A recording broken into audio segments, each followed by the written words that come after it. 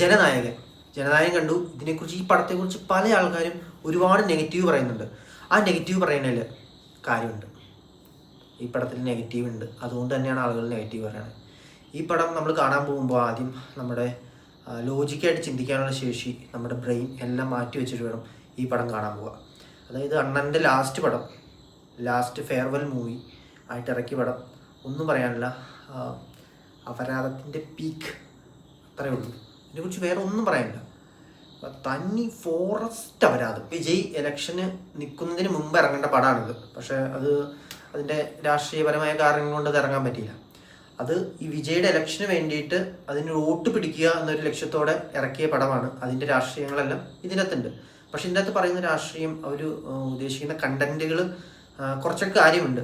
നമ്മുടെ ഇന്ത്യയിൽ നടക്കാൻ പാടില്ലാത്ത കാര്യങ്ങളൊക്കെ പറഞ്ഞു പോകുന്നുണ്ട്. പിന്നെ സ്ത്രീ ശാക്തീകരണം, ഇതൊക്കെ പറയുന്നുണ്ട്. പക്ഷെ ഈ പറയുന്നതെല്ലാം എന്താ പറയണേ, ഒരു 5 മിനിറ്റിൽ അണ്ണൻ ഇൻസ്റ്റയിൽ വന്ന് ലൈവ് ഇടുന്ന കണ്ടന്റ് ഉള്ളൂ ഇതിൻ്റെ അകത്ത്. അത്രയും സാധനം പറയാനുള്ളൂ. അതിന് ഒരു 3 മണിക്കൂറും 3 മിനിറ്റും വലിച്ച് നീട്ടി നമ്മുടെ തൊലി ഉരിച്ച് ടോർച്ചർ ചെയ്യുകയാണ്. നമ്മളൊരു 200-150 രൂപ മുടക്കി പോയിരിക്കുന്ന ആളെ ശരിക്കും ടോർച്ചർ ചെയ്യാണ്. ഒന്നുമില്ല ഇതിൽ പോസിറ്റീവ് എന്ന് പറയാൻ. ആകെ എൻ്റെ മ്യൂസിക് അനിരുദ്ധ് നന്നായിട്ട് കത്തിച്ചിട്ടുണ്ട്. പക്ഷേ എന്താ പറയുക, നനഞ്ഞ പടക്കായി പോയി. അത് യൂസ് ചെയ്യേണ്ട രീതിയിൽ യൂസ് ചെയ്യാനൊന്നും ആ മ്യൂസിക്കുകൾ കൊണ്ട് പറ്റിയിട്ടില്ല. വിജയുടെ ലാസ്റ്റ് മൂവി എന്ന് പറയുമ്പോൾ അതിനനുസരിച്ച് ഫാൻസിന്, ഇത്രയും ഫാൻസുള്ള ആൾക്ക് സെലിബ്രേറ്റ് ചെയ്യാൻ, ഫാൻസുകാർക്ക് സെലിബ്രേറ്റ് ചെയ്യാനുള്ള ഒരു സാധനം വേണ്ടേ? ഒന്നുമില്ല. ഈവൻ വിജയുടെ എൻട്രി വരെ വൺ ഷോക്കാണ്. പടം തുടങ്ങുമ്പോൾ തന്നെ ഒരു മാസ് എൻട്രിയാണ് കാണിക്കുന്നത്.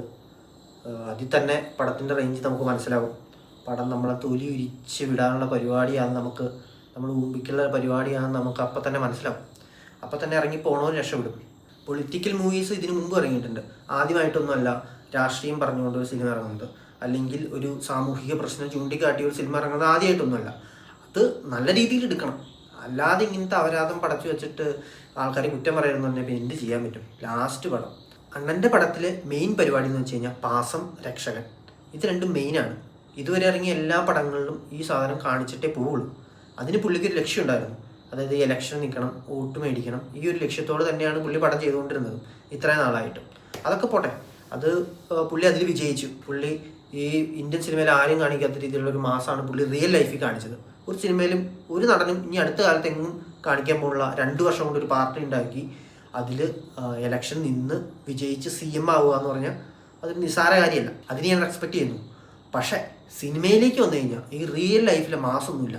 തനി കോമാളി. ഇതിലെ ക്യാരക്ടറുകളെല്ലാം കോമാളികളാണ്. ഇതിലെ കഥ അങ്ങനെയാണ്. ഇതിൻ്റെ സ്ക്രിപ്റ്റ്, സ്ക്രീൻ പ്ലേ എല്ലാം അങ്ങനെയാണ്. എല്ലാം ചെയ്തിരിക്കുന്നത് അങ്ങനെയാണ്.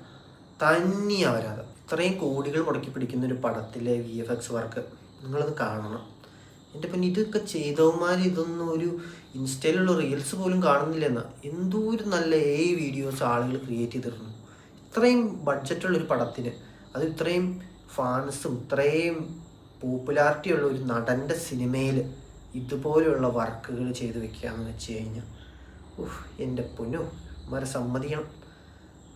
എന്തായാലും എല്ലാവരും പോയി പടം കാണും. ഈ പടത്തെക്കുറിച്ച് കൂടുതലൊന്നും പറഞ്ഞിട്ട് കാര്യമില്ല.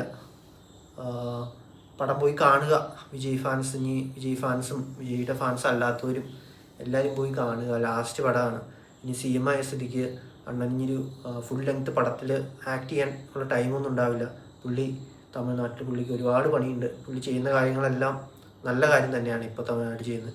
അതിലൊക്കെ ഒരുപാട് നമുക്കെന്താ, പുള്ളി സിനിമയിലെ രക്ഷകൻ പോലെ തന്നെ റിയൽ ലൈഫിൽ രക്ഷകനായിട്ട് തന്നെ തുടരുകയാണ്. പക്ഷേ സിനിമയിലേക്ക് വന്നു കഴിയുമ്പോൾ അത് പറയാനുള്ള കാര്യം നമ്മൾ പറയും. അത് വേറെ ഇത് വേറെ. അപ്പോൾ എല്ലാവരും പോയി പടം കാണുക, അനുഭവിക്കുക. വിജയ് ഫാൻസ് മസ്റ്റായിട്ടും പോയി കാണുക. അപ്പോൾ ഇതുപോലുള്ള വീഡിയോ നിങ്ങൾക്ക് ഇഷ്ടമാണെങ്കിൽ സിനിമ റിലേറ്റഡ് വീഡിയോസിന് വേണ്ടിയിട്ട് ഫോളോ ചെയ്യുക, സബ്സ്ക്രൈബ് ചെയ്യുക. പുതിയൊരു വീഡിയോയിൽ കാണുന്നവരെ ബൈ.